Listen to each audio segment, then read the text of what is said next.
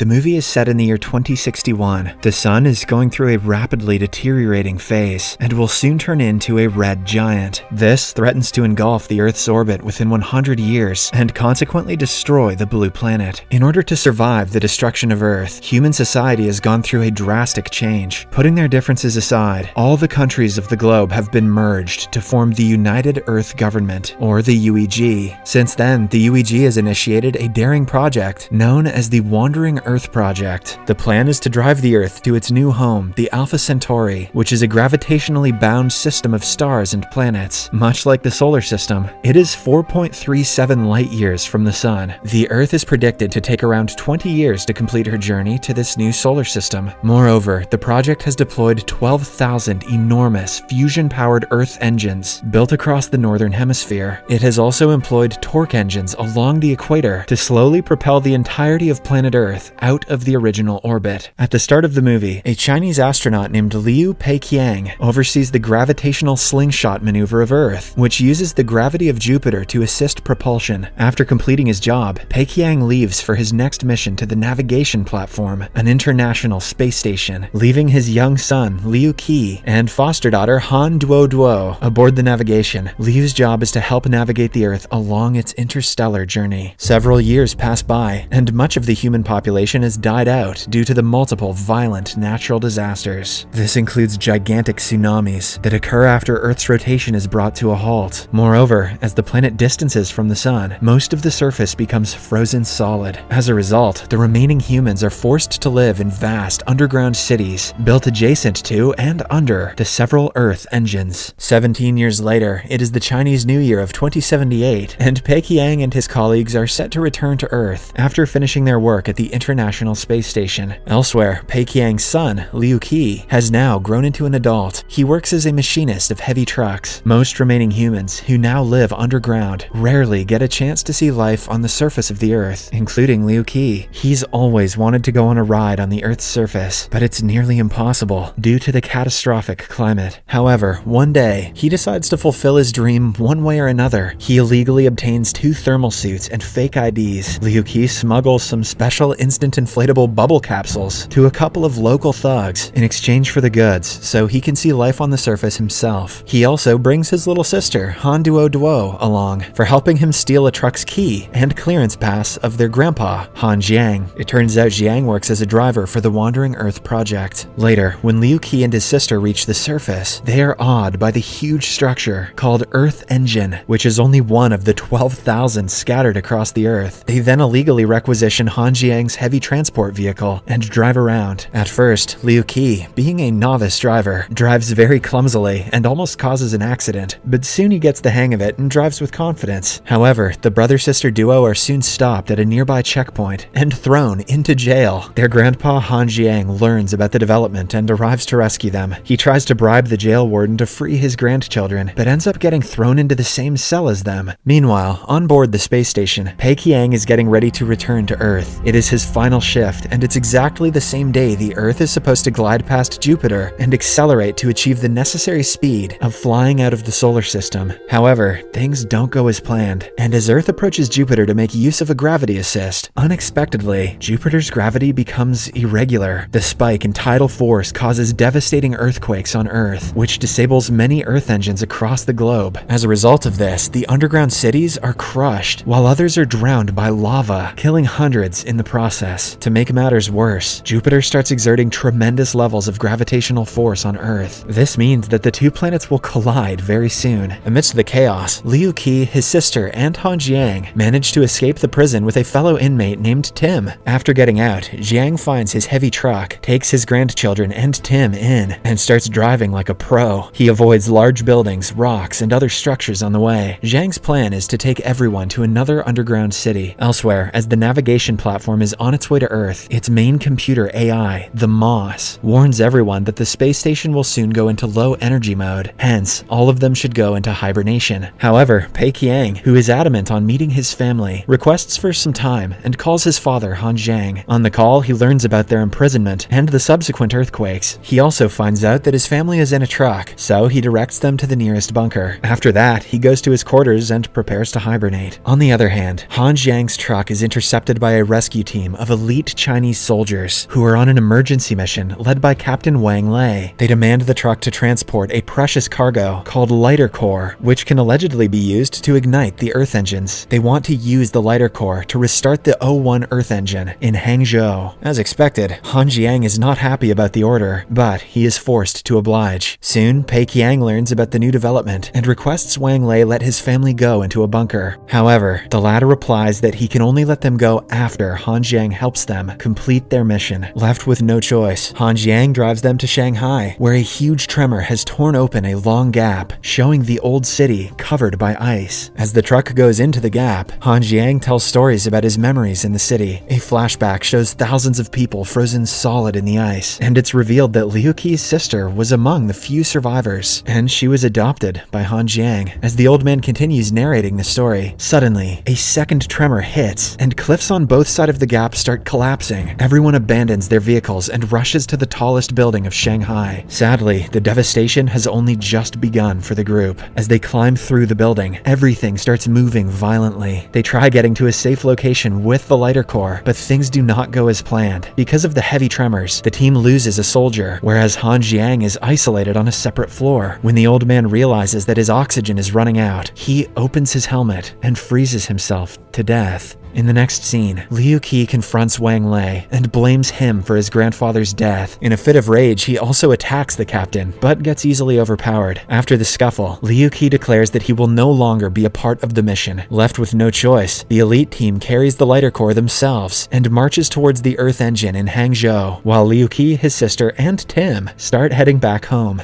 I love Tim. Elsewhere, aboard the space station, just after the hibernation program begins, Pei Qiang learns from Ma that his family is missing, and that the Earth has plunged into a new round of chaos. The AI also asserts that the Earth is beyond saving, so they are not heading there anymore. Now, Moss has prioritized a new mission. Rather than assisting Earth, the station is planning to serve as an interstellar ark to seed a new planet with Earth's biosphere. They plan to send a selected bunch of people, along with some crops and other things, to the new planet, so that Earth's legacy can live on forever. Hearing this, Pei Qiang becomes enraged and refuses to give up on Earth.